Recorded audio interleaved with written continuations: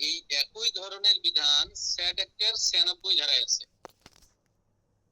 অগ্রক্রয় অর্থাৎ কৃষি জমির ক্ষেত্রে অগ্রক্রয় হবে স্যাট অ্যাক্টের 96 অনুযায়ী, আর অকৃষি জমি হবে ন্যাট অ্যাক্টের 24 অনুযায়ী। মাথায় রাখবা, অগ্রক্রয়কে আরবিতে হকসুপা বলা হয়। ঠিক আছে, হকসুপা মানে অগ্রক্রয়, যেটাকে আমরা ইংলিশে বা প্রিএমশন। অগ্রক্রয় মানে হলো কি জানো? আমাদের বাড়ির মধ্যে আমরা 5 ভাই, সাপোজ 5 ভাইয়ের একটা বাড়ি আছে। এক ভাই তার অংশটা বিক্রি করলো, তার রুমটা বিক্রি করলো। ওই রুমে যদি একটা আগন্তুক এসে থাকে, তাহলে আমাদের প্রাইভেসি থেকে শুরু করে সবকিছুর উপর এক ধরনের কি হুমকি আসবে। হ্যাঁ, এই জন্য মহানবী সাল্লাল্লাহু আলাইহি ওয়াসাল্লাম সরাসরি হাদিসের মাধ্যমে এইভাবে বলতেছেন যে তোমাদের বসত বাড়ির মধ্যে আগন্তুককে আসতে দিও না বা প্রবেশ করতে দিও না। অর্থাৎ এই বিধানটা এখানে কুরআন সুন্নাহ অনুযায়ী প্রতিষ্ঠিত।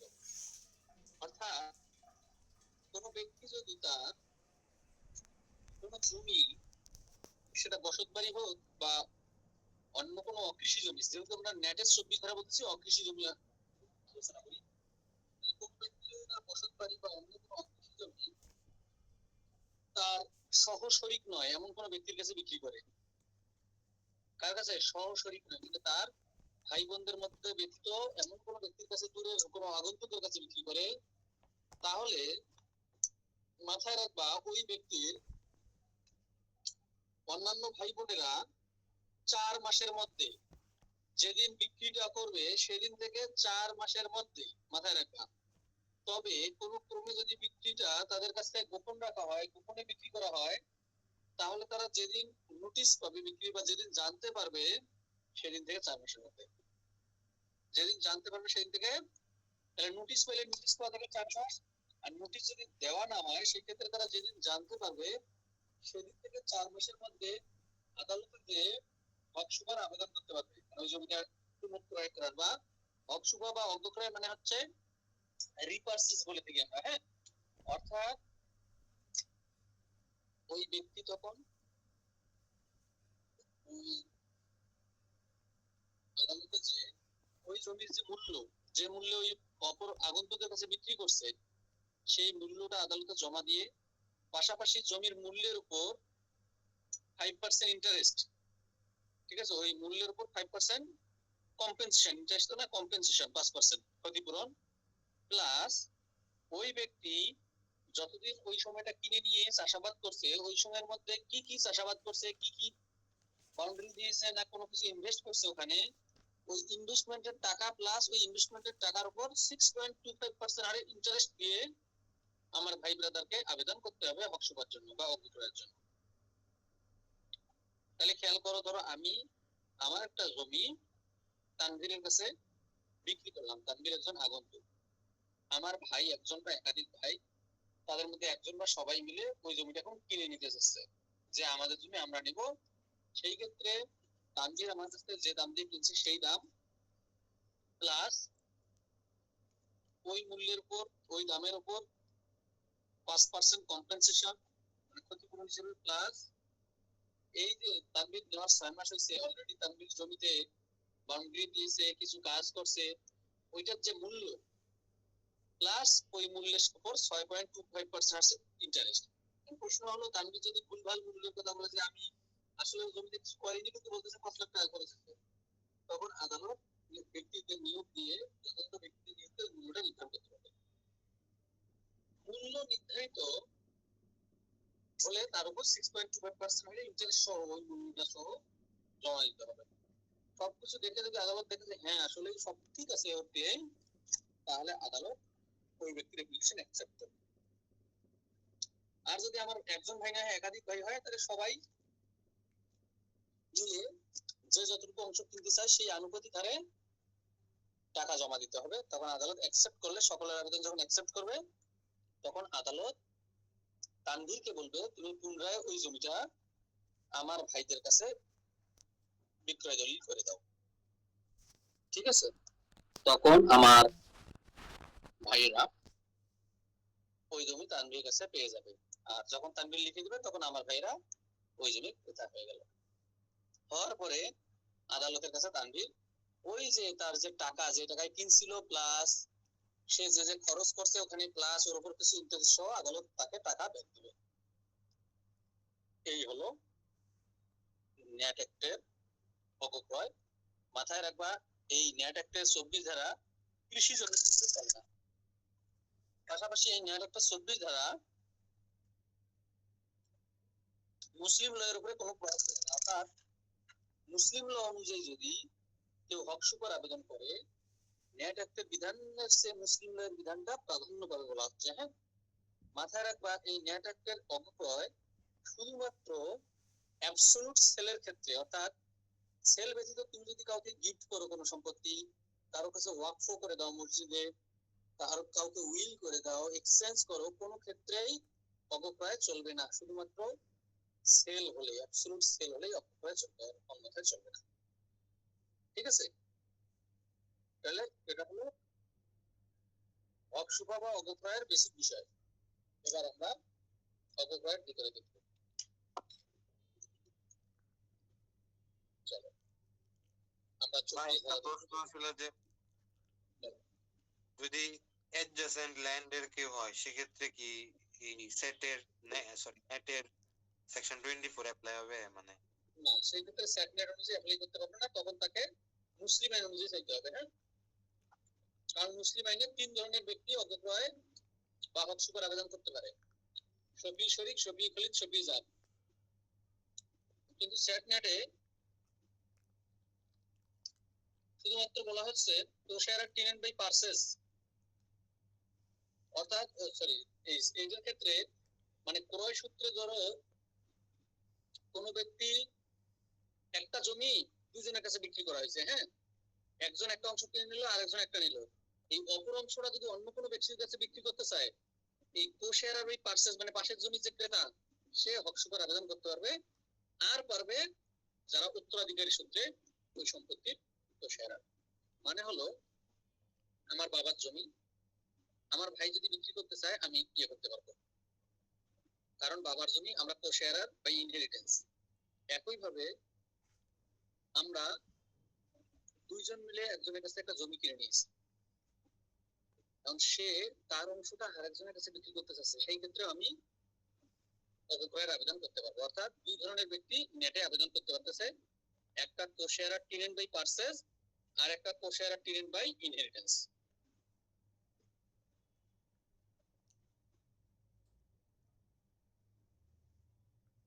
চলো এবার আমরা দেখি 24 ধারায় বলা হচ্ছে পাওয়ার অফ কোশেয়ারার, এই যে কোশেয়ারার or the immediate landlord of transfer to purchase। তাহলে কি করতে পারবো দেখি। if a portion or share of non-agricultural land, অবশ্যই non-agricultural land হবে, held by non-agricultural tenant is transferred, যদি বিক্রি করা হয়, দাগাও on or more co-sharer tenants, আমি যেখান থেকে দাগাতে বলবো তার পর থেকে দাগাবা। তাহলে জমি যদি কোনো আগন্তুকের কাছে বিক্রি করা হয়, on or more মানে এক বা একাধিক co-sharer tenants of such land may within 4 months, বলতে আবেদনটা করতে হবে 4 মাসের মধ্যে, of the service of notice মানে বিক্রির সময় যদি তাকে নোটিশ দেওয়া হয়, আমার জমি বিক্রির সময় যদি আমার ভাইকে নোটিশ দেই, সেই নোটিশের 4 মাসের মধ্যে আবেদন করতে হবে। বলতেছে in case no notice had been given, দাগাও no notice had been issued, যদি নোটিশ দেওয়া না হয়, দেন উইথিন 4 মান্থস বলতে হবে, সেই ক্ষেত্রে 4 মাসের মধ্যে from the date of knowledge of such transfer, যেদিন ওই নলেজ সম্পর্কে জানতে পারবে সেদিন থেকে 4 মাসের মধ্যে। Clear? apply to the court for such portion or share to be transferred to himself to themselves, বলা আছে আদালতের কাছে অ্যাপ্লাই করবে যেন ওই অংশটা তার কাছে বা তাদের কাছে হস্তান্তর করে দেওয়া হয়। তাহলে এটা কতদিনের মধ্যে আমরা দেখলাম? এটা 4 মাসের মধ্যে। কোন দিন থেকে 4 মাস সেটাও আমরা দেখলাম, পাশে এগুলো লিখে রাখবা। হ্যাঁ, 2 চলে যাও। দেখো 2 বলা হচ্ছে the application under subsection 1 shall be dismissed, দেখো shall be dismissed, application dismiss করে দেওয়া হবে unless the applicant at the time of making it, মানে যখন অ্যাপ্লিকেশনটা করবে আমার ভাই, টাকা ডিপোজিট ইন দ্য কোডে ডিপোজিট করতে হবে তাকে the amount of the consideration money, ওই যে জমির ক্রয় মূল্য, of the value of the portion or share of the property transferred as stated in the notice served, ইত্যাদি ইত্যাদি। টুগেদার উইথ কম্পেনসেশন গোল করো, তাহলে কনসিডারেশন মানি জমা দিতে হবে, মানে বিক্রয় মূল্য দিতে হবে, পাশাপাশি টুগেদার উইথ কম্পেনসেশন আরো ক্ষতিপূরণ দিতে হবে at the rate of 5% of such amount, ওই যে বিক্রয় মূল্য তার উপর 5% হারে ক্ষতিপূরণও জমা দিতে হবে। ঠিক আছে, এবার চলো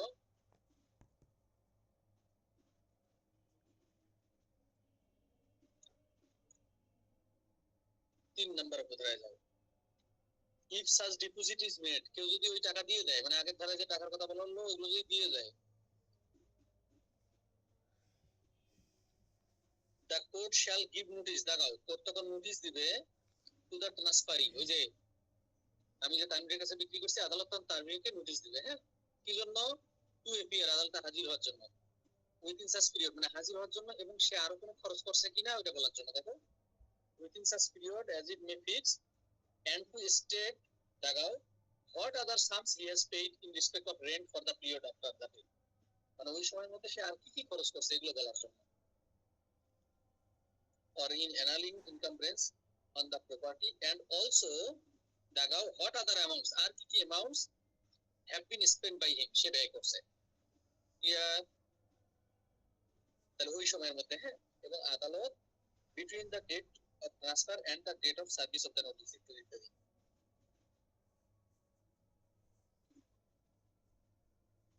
এবং আদালত তাহলে কি করবে, দেখো ওই প্যারাটার হেডিং সহ নিচ থেকে 4 নম্বর লাইনে আদালত বলে দিচ্ছে যে টু ডিপোজিট, আদালত তখন নির্দেশ দিবে ডিপোজিট করতে within such period as the court things reasonable such amount, দেখাও আদালত যেটা রিজনেবল মনে করবে যে টাকা খরচ হতে পারে সেই অ্যামাউন্টটা জমা দেওয়ার জন্য বলবে as the transferee has paid or spent, যে টাকাটা ওই তানভীর খরচ করছে ওই জমিতে, দেখাও together with interest at the rate of 6.25%, মানে 6.25% হারে ক্ষতিপূরণ দিতে পারবে।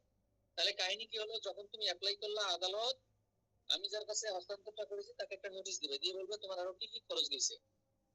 আদালত যদি দেখে যে হ্যাঁ খরচের অ্যামাউন্ট তেমন ঠিক আছে, আদালত তখন বলবে ঠিক আছে, তাহলে ওই যে যে ব্যক্তি আমার ভাইটা আবেদন করতে চাচ্ছে তাকে আদালত বলবে যে ঠিক আছে এখন তুমি এই অ্যামাউন্টটা জমা দাও, পাশাপাশি এর উপর 6.25% হারে ইন্টারেস্ট দেবে। আর প্রশ্ন হলো, যদি আমার ওই ভাই বা অন্য কোনো ব্যক্তি দাবি করে যে না অত টাকা সে তানভীর খরচ করেনি, তাহলে এই যে প্রোভাইডেড যে অংশটা আছে না, প্যারাটা আছে না, এখানে সুন্দরভাবে বলা আছে যদি কেউ এরকম দাবি করে তখন আদালত যথাযথ ব্যক্তিদের নির্দেশনা দিয়ে ওই অ্যামাউন্ট গুলো নির্ধারণ করার কথা বলবে, এবং যে অ্যামাউন্টটা নির্ধারিত হইবে সেই অ্যামাউন্ট এবং তার উপর 6.5% হারে 6.25% হারে ইন্টারেস্ট দিতে বলবে। অর্থাৎ তোমাকে দিতে তোমাকে অ্যামাউন্ট ঠিক করতে হবে, তুমি যখন ঠিক করবা ওটা যদি দেখা যায় যে না আসলে তুমি বেশি চাচ্ছ, তখন আদালত যথাযথ ইনকোয়ারি করে যথাযথ একটা অ্যামাউন্ট এবং তার উপর 6.25% হারে ইন্টারেস্ট তোমাকে জমা দিতে বলতে পারে। ক্লিয়ার সবার, এটা হলো আমাদের এই ধারা এই উপধারাটার বিষয়বস্তু। এবার চলে যাও উপধারা নাম্বার 4। তাহলে আমরা দেখলাম টাকা জমা দিল এবং কত টাকা বাড়তি খরচ হয়েছে সেটা জমা দিল, সেটার উপর সুদ একটা টাকা জমা দিল। এবার চাইরে দেখবো কি হচ্ছে, দেখো চাইরে বলতেছে when an application has been made, দেখাও যখন একটা অ্যাপ্লিকেশন করা হয়েছে by one or more co-sharer tenant, দেখাও একাধিক কো-শেয়ারার টেনেন্ট আবেদনটা করছে, মানে আমার এক ভাই করেনি আরো কয়েকজন করছে, আমার কয়েক ভাই করছে। Under subsection 1, any of the remaining co-sharer tenant, দেখাও any আরো যে আমার co-sharer আরো আমার ভাইরা আছে including the transferee if one of them may within the period of 4 months, দেখাও বলা হচ্ছে আবেদনের পরে আমার এক ভাই আবেদন করছে, বাকিরা যদি আবেদন করতে চায় বলা হচ্ছে ওই 4 মাসের মধ্যে তাদেরকে আবেদন করতে হবে। To in the subsection or within 1 month of the service of the notice of the application, বলা হচ্ছে যদি তারা 4 মাসের মধ্যে জয়েন না হয়, তাহলে আদালত তাদেরকে নোটিশ যেদিন দিবে, এই যে একটু আগে দেখলাম না আদালত সকলের বরাবর নোটিশ পাঠায়, এই নোটিশ পাওয়ার 1 মাসের মধ্যে তাদেরকে জয়েন করতে হবে। তাহলে দেখো নরমালি বললো 4 মাসের মধ্যে তাদের সময় থাকবে, কিন্তু তারা যদি না জানে না শুনতে পায় বিষয়টা, আদালত যেদিন নোটিশ দেবে সেদিন থেকে 1 মাসের মধ্যে তাদেরকে জয়েন নিতে হবে। হুইচএভার ইজ লেটার, যেটা সময় লেট হয়, apply to join under subsection 1। আচ্ছা, has not applied to join under this subsection, দেখো এখানে বলতেছে and any co-sharer tenant দাগাও who has not applied under subsection 1, যদি আমার কোনো ভাই আবেদন না করে ওখানে পক্ষভুক্ত হওয়ার, সে যদি কোনো আবেদন না করে ওই অপক্রয়ের জন্য, দাগাও shall not have any further right to purchase under this section, সে পরবর্তীতে আর এই অপক্রয়ের মামলা আবার সে প্রথমে আমার এক ভাই করলো, তখন তাকে বললাম সে পক্ষ হলো না, পরে সে আর ওই একই ধারা মামলা করতে পারবে না। ঠিক আছে, তাহলে এটা আমরা দেখলাম যে তার যদি কেনার আগ্রহী থাকে তাহলে ওই একবারে তাকে করতে হবে, এবং ওই সময়ের মধ্যে, সময়টা হলো 4 মাস, আর যদি 4 মাসের মধ্যে না করে আদালত যেদিন নোটিশ দিবে নোটিশ দেওয়ার দিন থেকে 1 মাসের মধ্যে, এই সময়ের মধ্যে যদি কোনো বার্ষিক পক্ষ আবেদন না করে পক্ষ হওয়ার, সে আর পরবর্তীতে এই ধারার সুযোগ পাবে না। এবার চলে যাও বি নাম্বার কোথায়, ফার্স্ট অ্যাপ্লিকেশন টু জয়েন, দাগাও to join as a co-applicant shall be dismiss, এই যে আমার এক ভাই আবেদন করছিল, আরো 2 বা 3 ভাই জয়েন্ট হওয়ার জন্য আবেদন করলো, সেই আবেদনটাকে আদালত ডিসমিস করতে পারবে। ভিতরে বলতেছে যে একটু যে অ্যামাউন্ট গুলো দেখলাম, সেই অ্যামাউন্টের অংশগুলো যদি আদালতে সে জমা না দেয়, তাহলে বাকিদের আবেদনগুলো ডিসমিস করে দেওয়া হবে। হ্যাঁ, কারণ আবেদনপত্র সত্য হলে তাকে টাকা দিতে হবে, সে এমনি আবেদন করলো কিন্তু টাকা দিচ্ছে না, তাহলে তার আবেদনটা ডিসমিস করে দেওয়া হবে, এটাই বলাচ্ছে। সেটা যা বলতেছে ঠিক আছে, if such deposit is made, মানে যে বাকি ভাইয়েরা ওরা যদি তাদের টাকাগুলো দিয়ে দেয়, টাকাও deposit is made, the court shall grant the application to join, দাঁড়াও আদালত ওই যে ওই ভাইগুলো অপরায়ের আবেদনের অ্যাপ্লিকেশনটাতে জয়েন হওয়ার আবেদনটা অ্যাকসেপ্ট করবে। হ্যাঁ,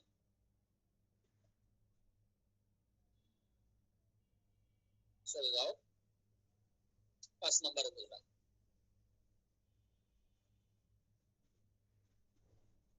5 নম্বর উপধারায় 2টা স্টেপ দাও।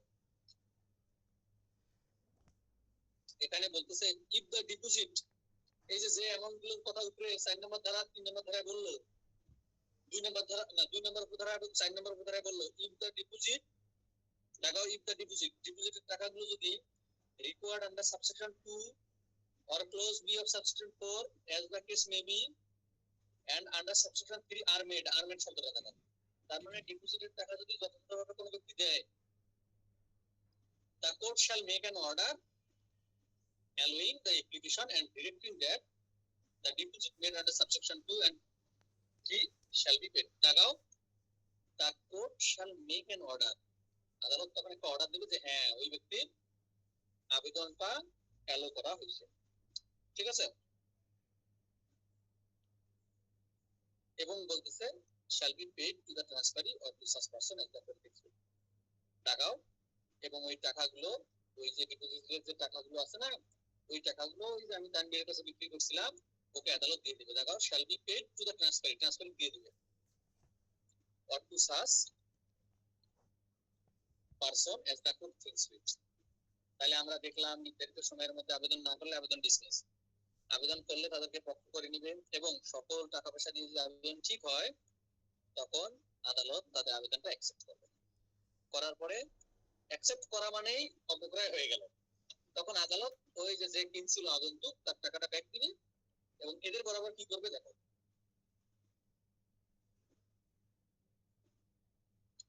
6 নম্বর ধারায় বলতেছে ওটা, হ্যাঁ, যে কি তানবীর বরাবর আদালত টাকা ব্যাক দিয়ে দিবে। এখন প্রশ্ন হলো তানবীর বরাবর আদালত টাকা ব্যাক দিল, ঠিক আছে, কিন্তু এই যে টাকাটা মামলা শেষ হতে 4-5 বছর লাগলো, আমার টাকার উপরে কোনো ইন্টারেস্ট দেওয়া লাগবে না?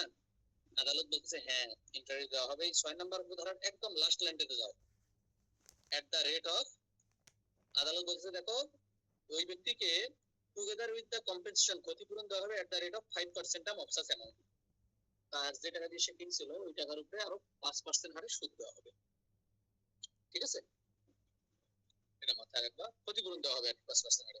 তাহলে আমরা দেখলাম অগ্রক্রয় হয়ে গেল, হওয়ার পরে যার কাছে আগন্তুকের কাছে বিক্রি করছিলাম ওর টাকা ব্যাক দেওয়া হলো এবং টাকার সাথে একটা ক্ষতিপূরণও দেওয়া হলো। এবার সাথে চলে যাও, সাথে যা বলতেছি কি জানো, যদি একজন ব্যক্তি অগ্রক্রয় করে তাহলে তো ওই পুরো অংশটা পেয়ে গেল, কিন্তু একাধিক ভাই বোন মিলে যদি অগ্রক্রয়ের আবেদন করে তাদের আবেদন অ্যাকসেপ্ট হয়ে যায়, তাহলে যে যতটুকু টাকা দিয়েছে যে যতটুকু দাবি করে সেই অনুযায়ী সে পাবে, আদালত তাদেরকে সেই অনুযায়ী ভাগ করে দেওয়ার ব্যবস্থা করে দেবে। এটা বলতেছে সাথে। তাহলে দেখো সাথে বলতেছে in making an order under subsection 5 দাগাও in favour of the more than one co-sharer tenant, একের বেশি অংশীদারের আবেদন যদি অ্যাকসেপ্ট হয়। এক লাইন পরে দেখাও ইট ডিমস ইকুইটেবল, আদালত এটাকে ন্যায়ানুগভাবে ভাগ করে দিবে after taking existing position into consideration. দেখাও ওটা, এবং আদালত ভাগ করে দেওয়ার সময় বিবেচনায় নিবে কার দখল কোন দিকে আছে, তাকে ওই দিকেই দখলে দিবে। অর্থাৎ আমি অন্য মানুষের কাছে বিক্রি করছি, আমার 4 দিকে আমার ভাইদের জমি আছে, তখন সব ভাই মিলে অগ্রক্রয়ের আবেদন করলো, আদালত অ্যাকসেপ্ট করলো। আদালত তখন যে যেভাবে আবেদন করছে সেই অনুযায়ী যার জমি যেদিকে আছে আদালত তাকে ওই দিকে আমার জমির অংশ দিবে। বুঝছো? মানে আমার বাড়ি মাঝখানে পড়ে গেছে বা আমার জমিতে মাঝখানে 5 দিকে 5 ভাইয়ের জমি, 5 ভাই আবেদন করলো, তবে সেই ক্ষেত্রে যার জমি যেদিকে আদালত তাকে আমার জমির অংশ সেই দিকে দিয়ে দিবে। হ্যাঁ,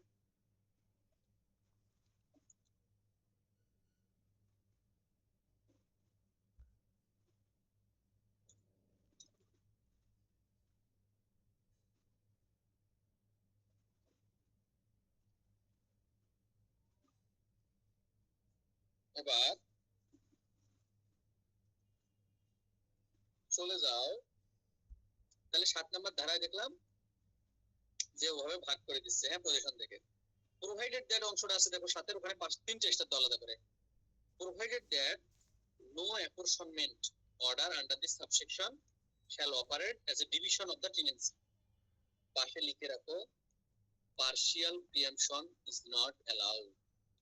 মানে ধরো আমি তানভীরের কাছে জমি বিক্রি করছিলাম 5 কাঠা, আমার এক ভাই বা সব ভাই মিলে অগ্রক্রয় করতেছে 3 কাঠা, এটা করা যাবে না।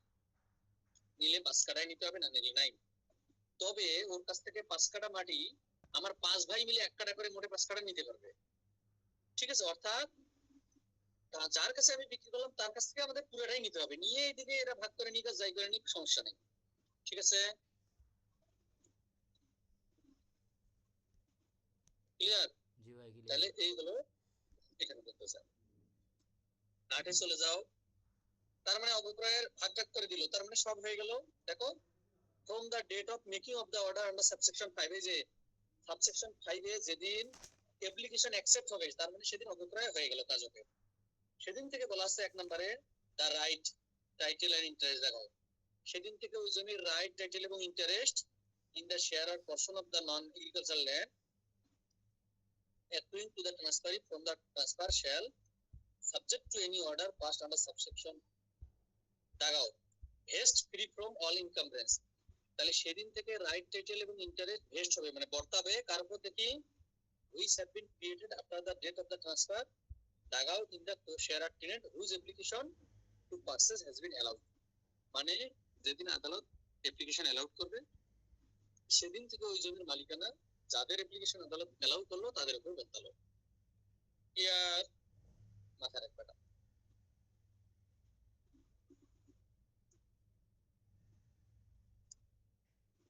ঠিক আছে,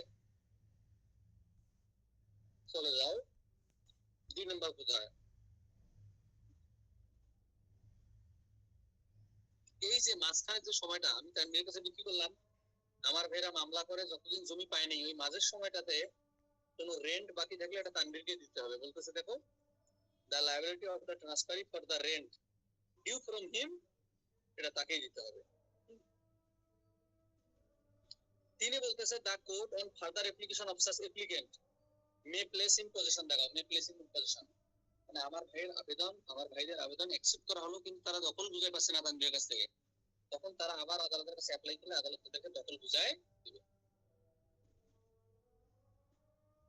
ঠিক আছে, নয়ে চলে যাও। নয়ে আলাদা করে স্টার দাও 3টা। তার মানে অগ্রক্রয় হয়ে গেল, এবং অগ্রক্রয়ের কোন সিদ্ধান্তের বিরুদ্ধে যদি কেউ সংক্ষুব্ধ হয়, সে কি করবে দেখো, an appeal from any order of the court under this section shall lie to the civil appellate court। দেখো তাহলে নরমাল সিভিল কোর্টের ওই কোর্টের এপিল যেখানে যায়, নরমাল মামলায় ওই কোর্টের সিদ্ধান্তের বিরুদ্ধে আপিল যেখানে যায়, এই অগ্রক্রয়ের সিদ্ধান্তের বিরুদ্ধে আপিল সেখানে যাবে। ক্লিয়ার? মাথায় রাখবা।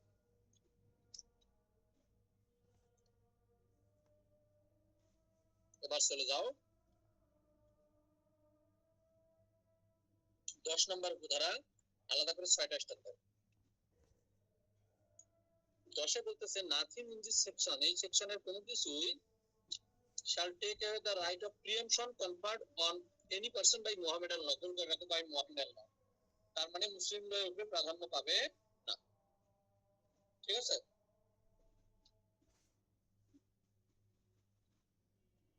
চলে যাও 11 ভাই নম্বর এখানে একটা এটাতে কোশ্চেন ছিল। আলাদা করে বলো। ভাই তাহলে কেউ যদি মানে এই রিলেটেড যদি কোনো কেস করতে চায়, তাহলে কি সে আলাদাভাবে করতে পারবে, মানে চাইলে মোহামেডান ল এর আন্ডারে অথবা সাটনাটের পারবে, আন্ডারে? হ্যাঁ পারবে। সাধারণত সেটনেটের আন্ডারে করতে গেলে মেলা টাকা দেওয়া লাগে, তো আচ্ছা এই জন্য ম্যাক্সিমাম মানুষ মুসলিম লয়ের আন্ডারে করে, ওখানে শুধু বিক্রয় মূল্যটা জমা দিলেই হয়ে যায়। বুঝছো? তাহলে ভাই প্রিয়মশনটা মানে মুসলিমদের ক্ষেত্রে মুসলিম লটা বেশি অ্যাপ্লিকেবল। হ্যাঁ, কিন্তু হিন্দু হলে, মনে করো হিন্দু ধর্ম বা খ্রিস্টান ধর্ম হলে, ওরা এই আইনের আন্ডারে করে।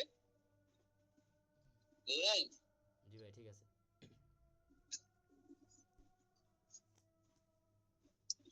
অর্থাৎ অন্যান্য ধর্মের লোকজন তো আর মুসলিম আইনের অনুযায়ী আবেদন করতে পারবে না, ওরা এই আইন অনুযায়ী আবেদন করে। এবার চলে যাও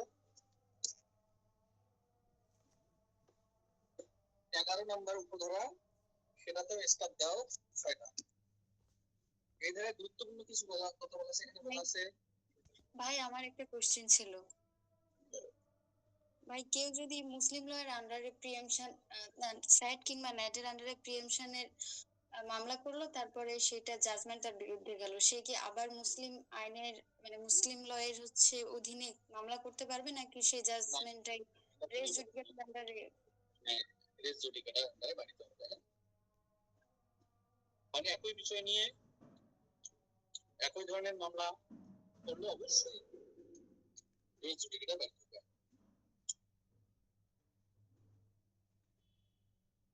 11 উপধারায় চলে যাও। সেখানে বলতেছে nothing in this section shall apply to, এই ধারার কোনো বিধানে অ্যাপ্লাই হবে না। কোন ক্ষেত্রে অ্যাপ্লাই হবে না দেখি, a transfer to a co-sharer in the tenancy whose existing interest has accrued otherwise than the purchase। দেখো otherwise than the purchase মানে বিক্রি বাদে যদি অন্য কোনো ভাবে তার কাছে জমি যায়, সেই ক্ষেত্রে প্রিএমশন চলবে না। আমরা বলছি প্রিএমশন শুধু বিক্রির ক্ষেত্রেই চলবে। বি নম্বরে বলতেছে ট্রান্সফার বাই এক্সচেঞ্জ, এক্সচেঞ্জের ক্ষেত্রেও চলবে না, অর পার্টিশন, পার্টিশনের ক্ষেত্রেও চলবে না। সিতে বলতেছে এ ট্রান্সফার বাই বিকুইস্ট, এই যে বিকুইস্ট মানে উইল, উইলের ক্ষেত্রেও চলবে না। অর গিফট, গিফটের ক্ষেত্রেও চলবে না। তবে ব্র্যাকেট দিয়ে এখানে একটু ঝামেলা আছে, সি নাম্বার উদাহরণটাতে আলাদা করে পাঁচটা সাথে।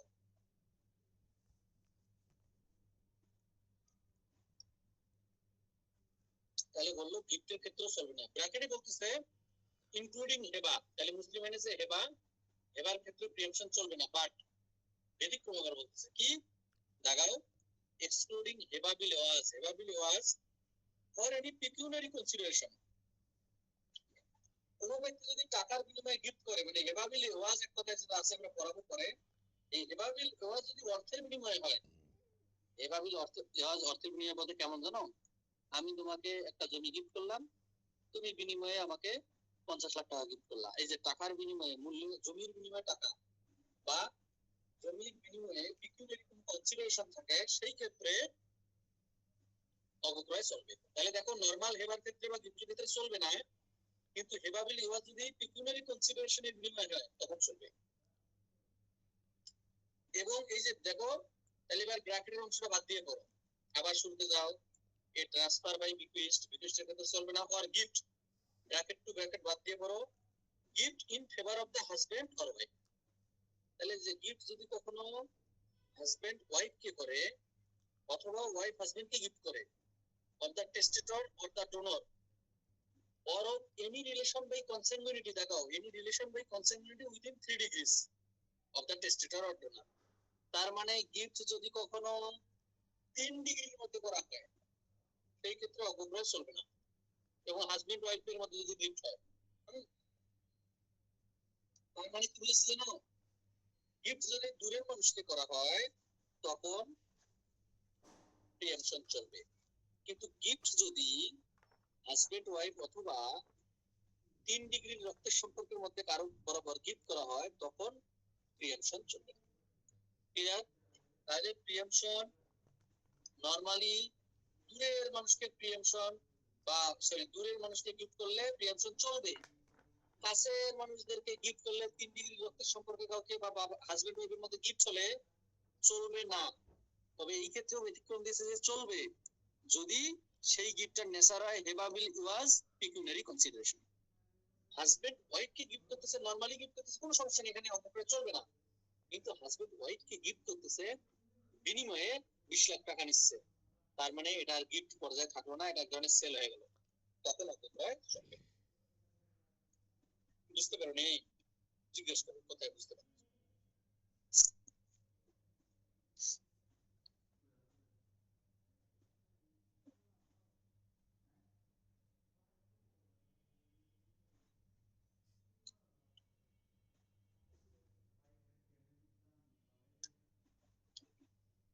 বুঝতে পারছো সবাই?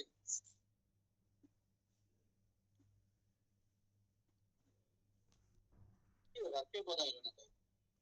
জি ভাই বুঝছি মোটামুটি। তো না বুঝলে কোথায় বুঝতেছি না জিজ্ঞেস করতে হবে। তাহলে আমরা নরমালি বললাম বিক্রি ব্যতীত কোনো ট্রানজাকশনে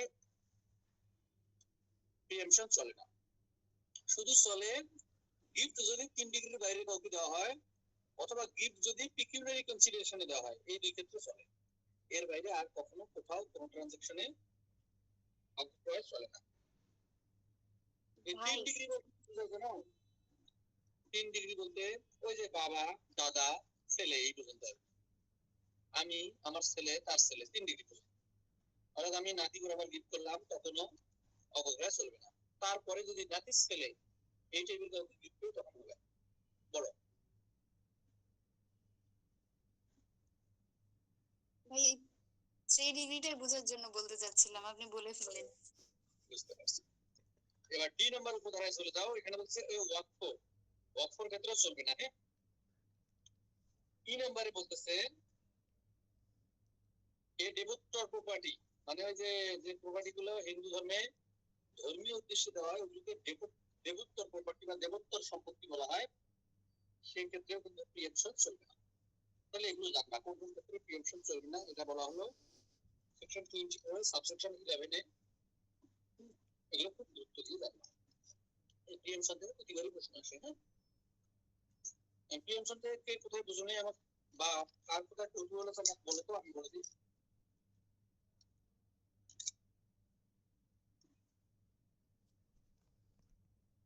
ভাই বিষয় হইতেছে যে আমরা মুসলিম ল এর প্রিয়াম্পশনটা একটু কম বুঝছি, ওইভাবে পড়া হয় নাই, ওটা আমরা বুঝে এই নিই। জন্য একটু ওটা আমরা যদি কমপ্লিকেটেড হচ্ছে। পড়াবো বা স্যান্ডাইনেস যদি অপপ্রয়োগ করাবো, তারপরে একদিন মনে করে দিই মুসলিমের সাথে কম্পেয়ার করে দিব, তখন বুঝতে পারবা। জি ভাই, ইনশাআল্লাহ। আচ্ছা ভাই, একটা প্রশ্ন ছিল। গিফট যদি আমি রক্তের সম্পর্কে বাইরে করি তাহলে কি প্রিয়াম্পশন হবে এখানে? হ্যাঁ, গিফট যদি 3 ডিগ্রি রক্তের সম্পর্কে বাইরে করো তাহলে প্রিএমশন হবে, কিন্তু স্যান্ডাইনে আবার বলা হয়েছে কৃষি জমির ক্ষেত্রে আবার হয় না। কিন্তু অকৃষি জমি, তার মানে তোমার বসত বাড়ি, অকৃষি মানে বসত বাড়ি কি বুঝাচ্ছে না, বসত বাড়ি বা বসত বাড়ির আশপাশে উঁচু জমি, এগুলো যদি তুমি নিজের রক্তের কাউকে না দিয়ে দূরের কাউকে দাও 3 ডিগ্রি বাইরে, অবশ্যই আমার ছেলে মেয়েরা আমার অন্য আত্মীয়রা অপপ্রয়োগ করার আবেদন করবে। বোঝো নাই কাহিনী? কারণ এটা তো বসত বাড়ি, এটা তো অনেক চললে।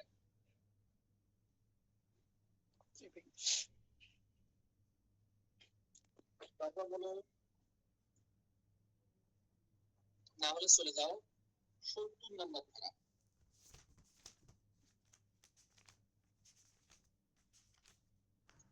70 ধারায় বলা হচ্ছে দেখো, no ejectment except in execution of decree.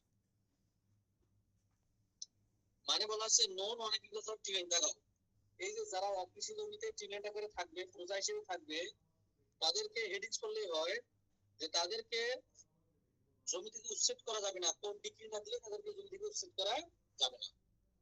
অর্থাৎ যে ব্যক্তিরা অকৃষি জমির দখলে আছে, এখন প্রজা হিসেবে অকৃষি জমির দখলে আছে, তাদেরকে কোর্টের ডিগ্রি ছাড়া উচ্ছেদ করা যাবে না, এটা বলা হলো 70 ধারা। তাহলে যাবে কিভাবে? কোর্টের ডিগ্রি হলে। চলে যাও 77 ধারা।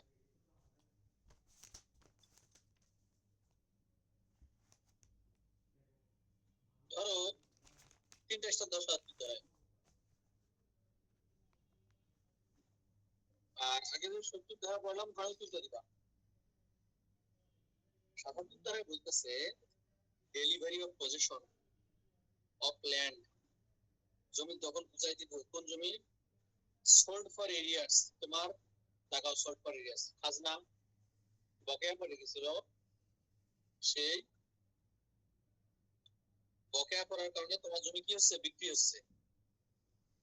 হুইচ হ্যাজ এনি স্ট্রাকচার, কিন্তু দেখাও ওই জমিতে তোমার কোনো স্ট্রাকচার আছে, হ্যাঁ, erected on it by a non-agricultural tenant, by a non-agricultural tenant দ্বারা।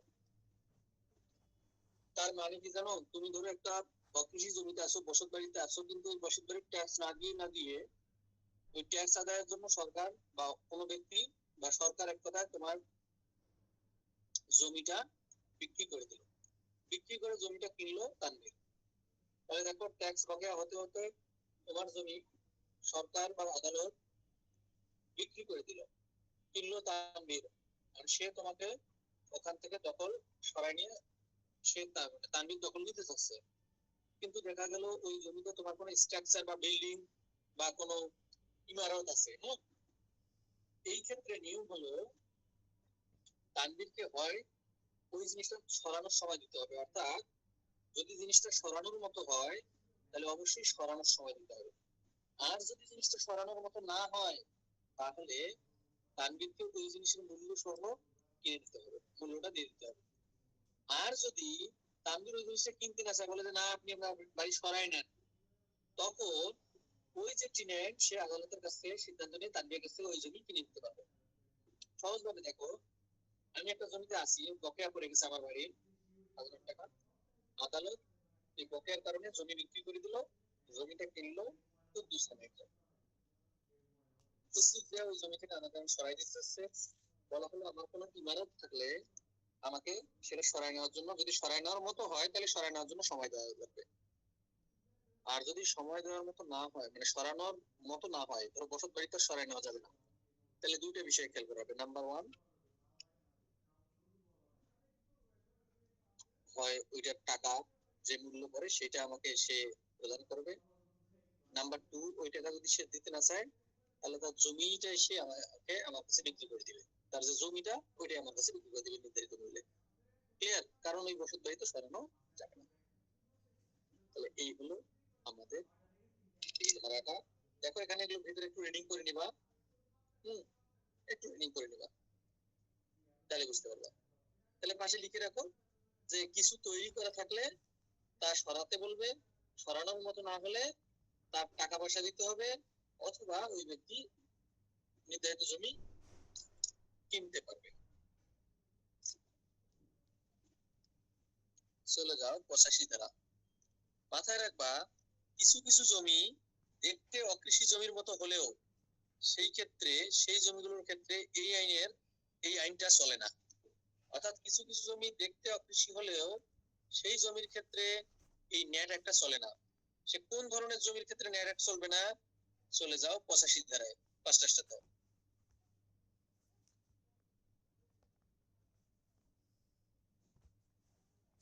সেখানে বলা হচ্ছে কিছু কিছু জমি আছে যেগুলোর ক্ষেত্রে ন্যাট একটা বিধান চলবে না। ন্যাট একটা বিধান চলবে না মানে কি জানো? একটু আগে যে স্যাট অ্যাক্টের ন্যাট অ্যাক্টের অধীনে প্রিএমশন দেখলাম না 24 ধারায়, এই প্রিএমশনের দাবি কেউ করতে পারবে না এই জমিগুলোর ক্ষেত্রে। আরো যত দাবি দেওয়া আছে কোনোটাই করতে পারবে না। দেখি কোন ধরনের জমি। দেখো বলতেছে এ নাম্বারে any land vested in the position of IA 1 বলতেছে এ পোর্ট অথরিটি, অর্থাৎ কোন জমি যদি কখনো পোর্ট অথরিটির কাছে দেওয়া হয় বা পোর্ট অথরিটি নিয়ে নেয়, যেমন মংলা পোর্ট বা আরো যত পোর্ট আছে, হ্যাঁ, আমার একটা জমি পোর্টের কাছে ব্যবহারের জন্য যদি পোর্ট অথরিটি নিয়ে নেয়, সেই ক্ষেত্রে নেট একটা কোনো বিধানই চলবে না, মানে আমার ভাই ব্রাদার ওই জমি আর অগক্রয়ের জন্য আবেদন করতে পারবে না। ক্লিয়ার?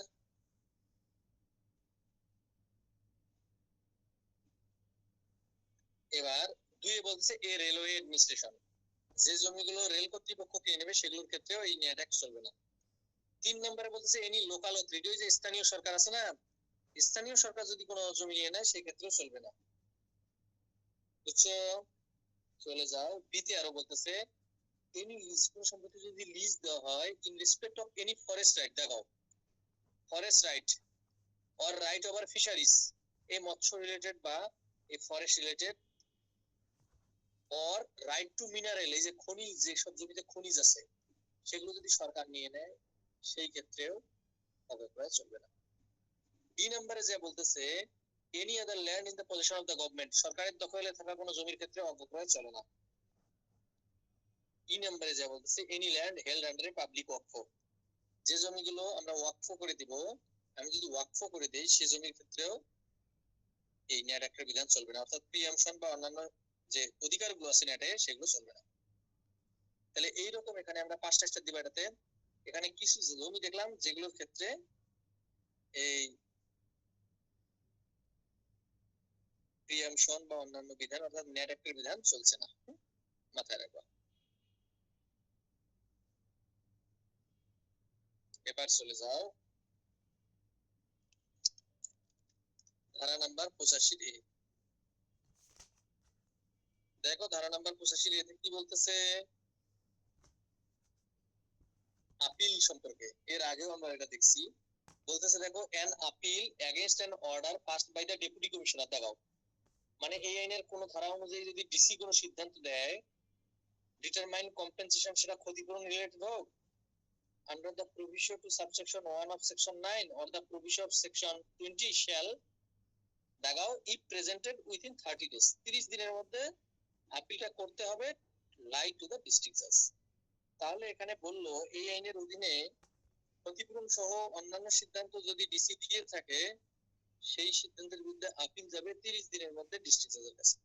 ঠিক আছে?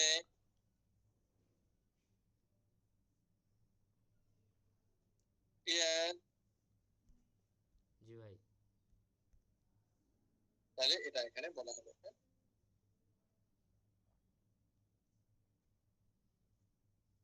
ওকে, তাহলে এই পর্যন্তই মূলত নেটে। নেটে কারো কোথাও কোনো প্রবলেম থাকলে আমাকে জিজ্ঞেস করো।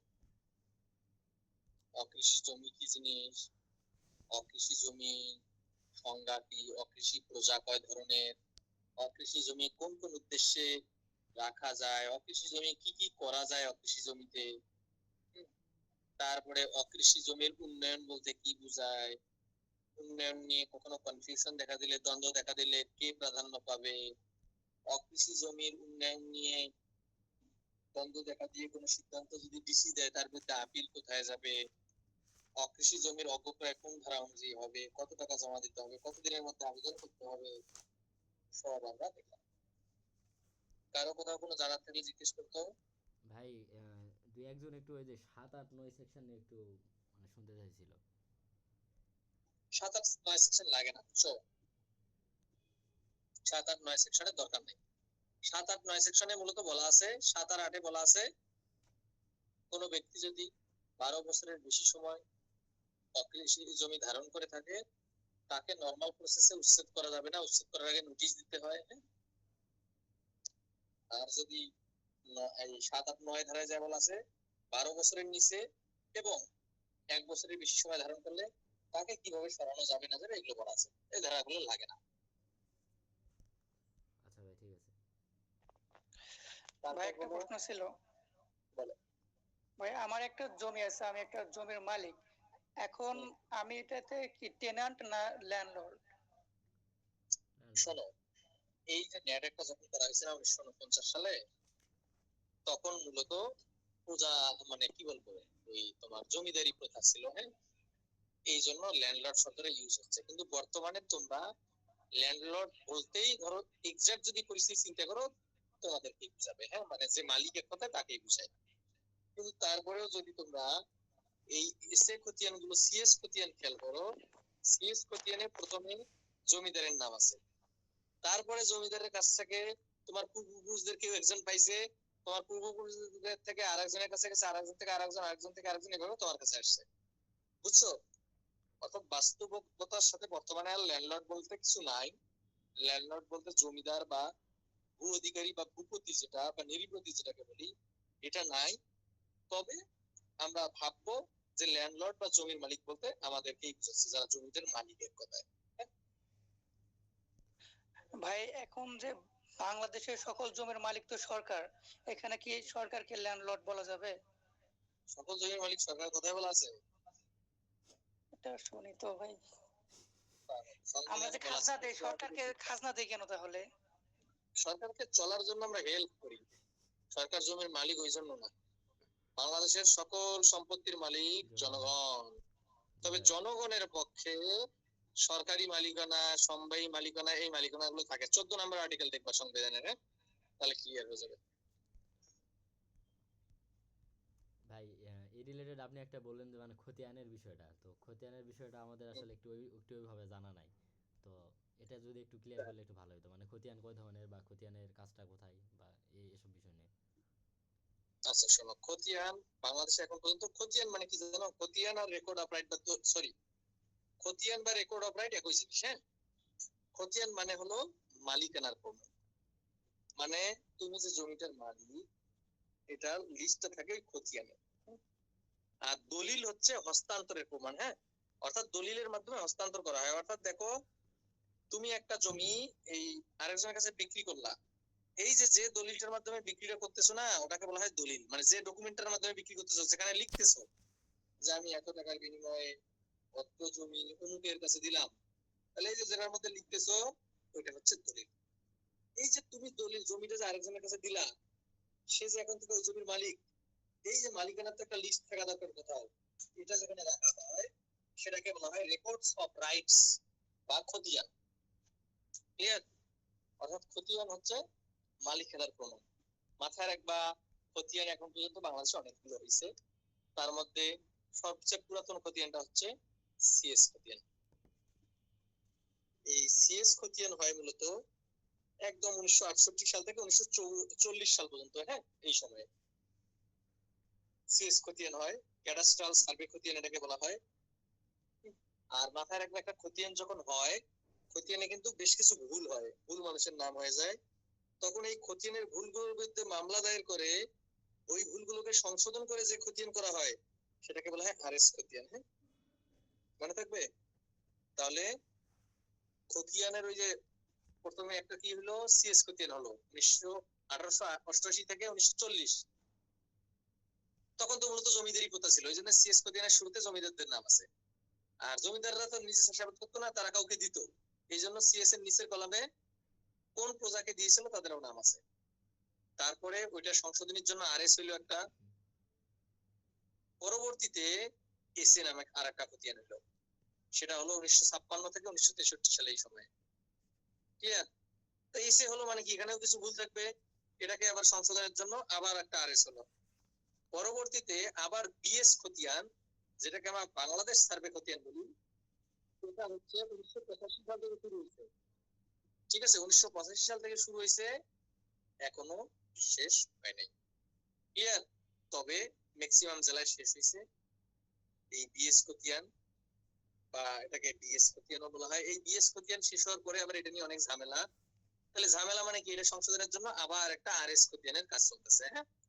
তাহলে সর্বশেষ তার মানে আমরা বলতে পারি বিএস মোটামুটি শেষ, এখন আরএস এর কাজ চলতেছে। আরএস মানে ওই যে যে ভুলগুলো আছে ওই রিভিশন গুলোর কাজ চলতেছে, হ্যাঁ। জি ভাই, বুঝছি। আচ্ছা ভাই, তাহলে বুঝছো? খতিয়ান গুলো মানে কতদিন পর পর আপডেট এবার হয় বা এটা মানে কিসের উপর বেস করে? একটা সরকার মনে করো, এই যে যেমন সর্বশেষ যেটা বিএস বাংলাদেশ, এটাই বাংলাদেশ সরকার করতেছে। এর আগেরটা একটা পাকিস্তান আমলে হলো, আরেকটা হলো ব্রিটিশ আমলে। আবার ধরো 40-50 বছর পর আবার আরেকটা হয়। কারণ কি, ওই যে তুমি আরেকজনের কাছে হস্তান্তর করলে আরেকজন কাছে তো মালিকানা চেঞ্জ হয়, তাহলে যার নাম চেঞ্জ হলো তার নামও তো আসার দরকার আছে খতিয়ানে, তখন আবার একটা নিয়ে আসা হয়। ঠিক আছে, জি ভাই। তাহলে এই হলো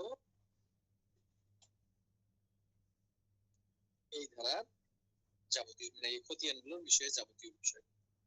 তারপর বলো, তবে মাথায় রাখবা এই যে ধরো তুমি তুমি একটা জমি একজনের কাছ থেকে কিনলা, সেও সিএস রেকর্ডে তারও নাম নেই, ধরো কুদ্দুস নামে একজনের নাম আর এস বা এসে খতিয়ানে আছে, এসে খতিয়ানে ওর কাছ থেকে ওই কুদ্দুস বিক্রি করছিল রহিমের কাছে। খেয়াল করো, তাইলে কুদ্দুসের নামই এসেতে থাকলো, রহিমের নাম থাকলো কোথায়, দলিলের মধ্যে, তার নাম তো খতিয়ানে নাই।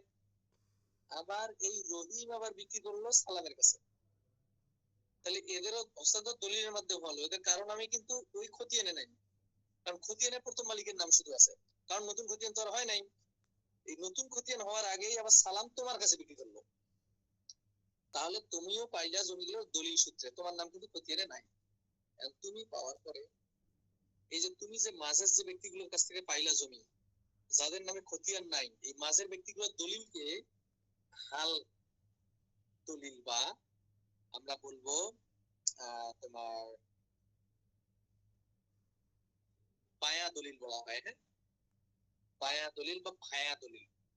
অর্থাৎ পায়া দলিল মানে হলো তুমি যাদের কাছ থেকে জমি ক্রয় করলা তাদের যে দলিলগুলো, তারাও যে বিভিন্ন হস্তান্তরের মাধ্যমে জমিগুলো পাইছে, ওই দলিলগুলোকে বায়া দলিল বা মধ্যবর্তী দলিল বলা হয়। তারপর বলো,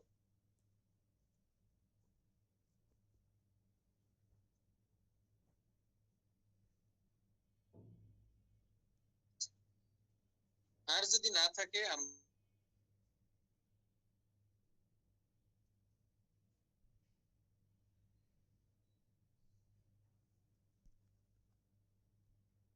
চলো দেখো সেটাকে আমরা শুরু থেকে পরের দিন শুরু করবো, আমরা শেষ থেকে একটু দেখবো আজকে।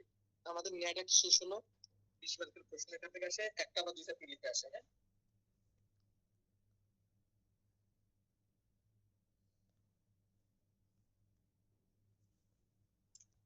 সেটাকে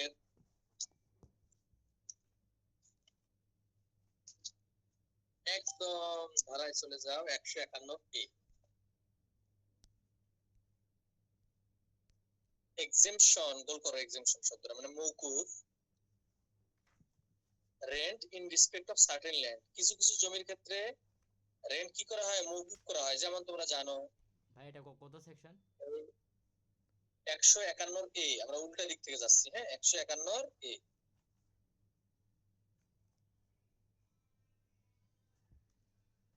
যেমন দেখো বলা হচ্ছে এই যে যেমন মসজিদ, মন্দির, তারপরে কবরস্থান, এইসব জায়গার রেন্ট কিন্তু মওকুফ করে দেওয়া হয়।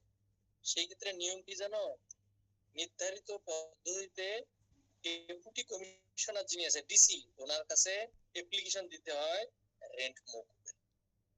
ওই ডিসি তখন কি করে জানো, ওই ডিসি তখন যাচাই বাছাই করে 3 মাসের মধ্যে একটা যাচাই বাছাই করে ওই সিদ্ধান্তটা প্রদান করে যে হ্যাঁ এই জমির রেন্ট বা এই যেহেতু এটা মসজিদ, এটা রেন্ট কমানো হলো বা বাড়ানো হলো, যেদিন বললো তার পরের বছর থেকে ওইটা কার্যকর হবে। ক্লিয়ার? এবং এই ডিসি সিদ্ধান্তের ভিতরে যদি কেউ সংক্ষুব্ধ হয়, সে আবার যে বিভাগীয় কমিশনার আছে তার কাছে অ্যাপ্লিকেশন করতে পারবে। তাহলে দেখো ধারাটা বলতেছে, notwithstanding anything contained inside in this act, where a malik or non-agricultural tenant holds any land, এমন কোন জমি ধারণ করে, which is used, দেখাও, used primarily as place of public prayer, মানে এই প্রার্থনার জায়গা হিসেবে বা রিলিজিয়াস ধর্মীয় ওরশিপ মানে পূজার জন্য, পাবলিক গ্রাভিয়ার্ড কবরস্থান, অর পাবলিক ক্রিমেশন গ্রাউন্ড, এইসব কাজে মানে ধর্মীয় কাজকর্ম যেগুলোতে করা হয়, জনগণের কাজে ব্যবহার হয়, হি মে অ্যাপ্লাই, দেখাও সে অ্যাপ্লাই করবে, প্রেসক্রাইব করবে টু দা ডিসির কাছে, ডেপুটি কমিশনারের কাছে। 2 এর শুরুতে বলতেছে উইথিন 3 মান্থস, 3 মাসের মধ্যে ডিসি যাচাই বাছাই করে একটা সিদ্ধান্ত দিবে। 6 চলে যাও, এই যে কোন ডিসির কোন সিদ্ধান্তের বিরুদ্ধে যদি কেউ সংক্ষুব্ধ হয়, 2 নম্বর লাইনে দাগাও উইথিন 30 days, 30 দিনের মধ্যে কমিশনার অফ দ্য ডিভিশনের যে কমিশনার আছে তার কাছে অ্যাপিল করবে। ক্লিয়ার? 9 নম্বরে চলে যাও। An order for exemption from payment of rent under this section shall take effect. এই যে রেন্ট যে মাফ করলে এটা কবে থেকে ইফেক্ট হবে? From beginning of the agriculture year next after the date of such year. যেদিন করলো তাদের সেদিনের পরবর্তী যে এগ্রিকালচার ইয়ার আছে তার প্রথম থেকে এটা কার্যকর হবে। হ্যাঁ, ক্লিয়ার? জি ভাই। তাহলে এটা বলা হলো রেন্ট মওকুফের যাবতীয় বিষয়। চলে যাও 151 সি, তিনটা স্টার দাও।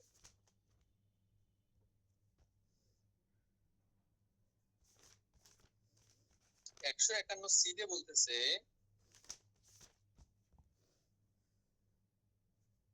exemption of land গোল করো in respect of agricultural land in certain cases। মাথায় রাখবা 25 বিঘা পর্যন্ত পাশে লিখে রাখো, যে কোনো ব্যক্তির 25 বিঘা পর্যন্ত কৃষি জমি রেন্ট মওকুফ করা হয়। হ্যাঁ, বাংলাদেশে কোন পরিবারের 25 বিঘা পর্যন্ত জমি, পরিবার বলতে কি একটু করে দেখবো, মানে একজনের 25 বিঘা না, পরিবারের সদস্যদের 25 বিঘা পর্যন্ত জমির রেন্ট মওকুফ করা আছে এগ্রিকালচারাল জমি।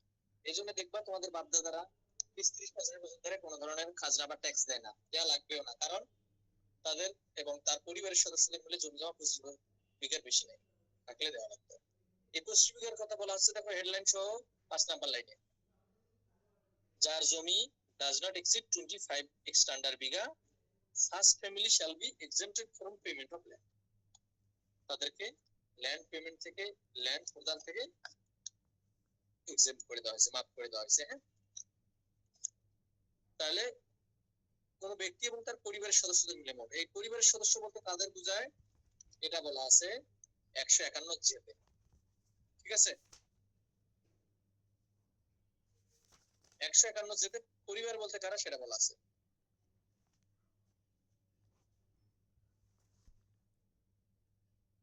ভাই আগের সেকশনটাতে মানে 25 বিঘা পর্যন্ত জমির খাজনা মওকুফ করে দিতে পারে এমন? 151 পারে না। যে কোনো ব্যক্তি 25 বিঘা পর্যন্ত কৃষি জমির ক্ষেত্রে খাজনা মওকুফ করে দিয়েছে সরকার এটা। ঠিক আছে, এবং মাথায় রাখবা শুধুমাত্র দেখবা তোমাদের পরিবারের এলাকার কেউই কিন্তু ট্যাক্স দেয় না অভাবে, কৃষি জমির এক কথায়। হ্যাঁ, কৃষি জমি, অকৃষি কিন্তু না, বসত বাড়ি না, বসত বাড়ির ট্যাক্স দিতে হয়। কৃষি জমি, তোমাদের ধানের জমি টমির ট্যাক্স কিন্তু দেওয়া হয় না, এটা শুধু দেওয়া হয় জমি বিক্রি করার সময়, অন্য সময় দেওয়া লাগে না। ঠিক আছে, কারণ এই 25 বিঘা পর্যন্ত মওকুফ করে দেওয়া আছে। সে জমিটা কার হবে, কতজন মানুষের মিলে হবে, ওই ব্যক্তি এবং তার পরিবারের। জি ভাই, বুঝছি। ক্লিয়ার? জি। দেখি এটাতে তাহলে কি বলতেছে, দেখো 151 যেতে চলে যাও 151 যে 5টা সাথে দাও। এখানে এই যে পরিবারের সদস্য দেওয়া আছে, পরিবার বলতে কাদের বুঝাবে? 4-5 ভাই সবাই মিলে তো অনেক জমি আছে, তাদেরকে বুঝাবে?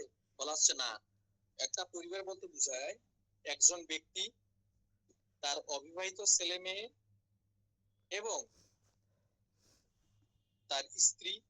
তাহলে একজন ব্যক্তি, তার স্ত্রী এবং তার অবিবাহিত ছেলে মেয়ে, এবং তার যদি কোনো বিবাহিত ছেলে থাকে কিন্তু সেই বিবাহিত ছেলে তার সন্তানাদি নিয়ে তার বাবার পরিবারে একই হাড়িতে খাওয়া দাওয়া করে, মানে যেটাকে আমরা সেপারেট বলি, সেপারেট হয়ে যায় নাই। অর্থাৎ আমার পরিবার বলতে আমি, আমার স্ত্রী, আমার উপর নির্ভরশীল আমার ছেলে মেয়ে, যাদের কোথায় বিয়ে হয় নাই, এবং আমার ছেলে যদি বিয়ে হয়েও যায়, সেই ক্ষেত্রে আমার ছেলে যদি তার স্ত্রী সন্তানদের নিয়ে আমার সাথে একই হাড়িতে খায়, তারা যদি আলাদা হয়ে না যায়, তাহলে এই সবাই নিয়ে একটা পরিবার ধরা হয়। এটা বলা আছে 151 যেতে। দেখো বলতেছে এতে family in relation to a person includes, দেখাও ফ্যামিলি ইনক্লুডস, ফ্যামিলি বলতে কি বোঝায়, কি বোঝায় দেখি। Include such person and his wife, দেখাও সাচ পারসন ওই ব্যক্তিকে বুঝাবে, ওর ওয়াইফ কে বুঝাবে, সন কে বুঝাবে, আনম্যারিড ডটার কে বুঝাবে, সন্স ওয়াইফ কে বুঝাবে, সন্স সন এবং সন্স আনম্যারিড ডটার এদেরকে বুঝাবে। Provided that an adult and married son is a বিবাহিত ছেলে যদি who has been living in a separate mess, দেখাও living in a separate mess, যদি ভিন্ন হাড়িতে তারা রান্না বান্না করে খায়, তাহলে ওই ব্যক্তি, ওই ছেলেটা এবং তার স্ত্রী নিয়ে ওই প্যারার শেষে বলতেছে কনস্টিটিউট সেপারেট ফ্যামিলি, ভিন্ন পরিবার তাদেরকে ধরা হবে। Provided further that in the case of আচ্ছা, প্রথমে যে প্রোভাইড দ্যাটটা বললাম না, ওখানে 3টে স্টার দিয়ে রাখবা। পরের প্রোভাইড দ্যাটে দেখো বলতেছে provided further that in the case of lands held under waqf, এই যে আমরা যে সম্পত্তিগুলো ওয়াকফ করি বা ওয়াকফ আলাল আওলাদ, ওয়াকফ আলাল আওলাদ কি জিনিস পরের দিন একটু মনে করাই দিয়ে বলে দেবো।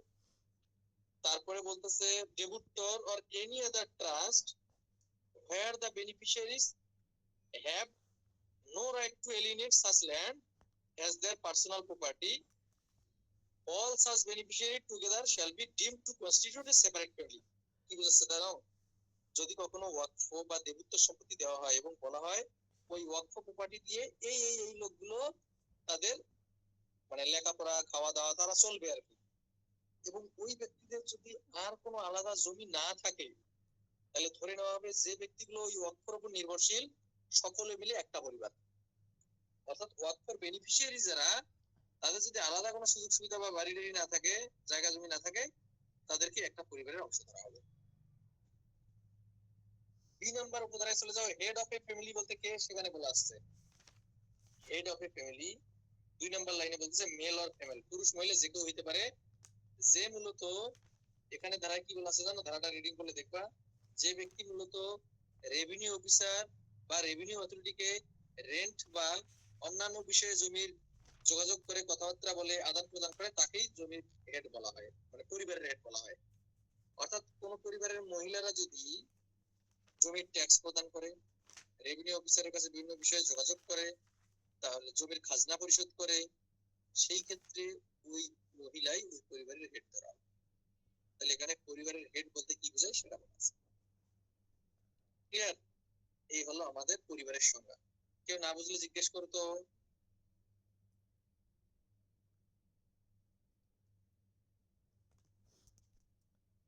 আচ্ছা ভাই, ভাই ওয়াকফের অধীনে যদি মানে একটা ল্যান্ডের ওয়াকফের বেনিফিশিয়ারিজ আমি এবং আমার নামে আদার্স ল্যান্ড আছে ধরা যায়, সেক্ষেত্রে হচ্ছে বিধানটা কি হবে? সেই ক্ষেত্রে কিছুই হবে না বিধান, তোমার যে নর্মাল পরিবার তোমাকে ওই পরিবারের সদস্য হতে হবে। ঠিক আছে, তুমি আলাদা একটা পরিবারের সদস্য, অর্থাৎ তোমার যেহেতু অন্যান্য জমি আছে, ওই জমি তোমার ক্ষেত্রে হিসাব হবে, অর্থাৎ তুমি নিজে একটা আলাদা সেপারেট পরিবার গঠন করবে।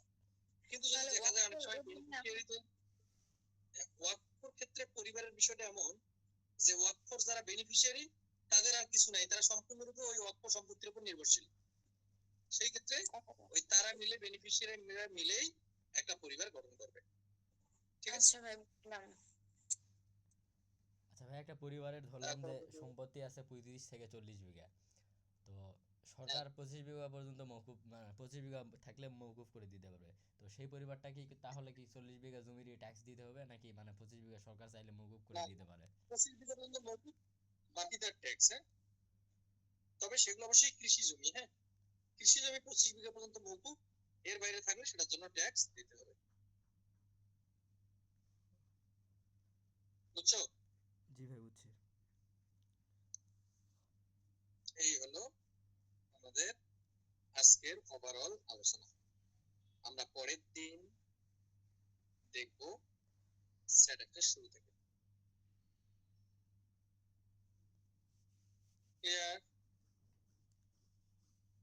জি ভাই। তাহলে সবাই ভালো থাকো, পরের দিন আমাদের আবার দেখা হবে ইনশাল্লাহ। ইনশাআল্লাহ। আসসালামু আলাইকুম ভাই। ওয়ালাইকুম আসসালাম।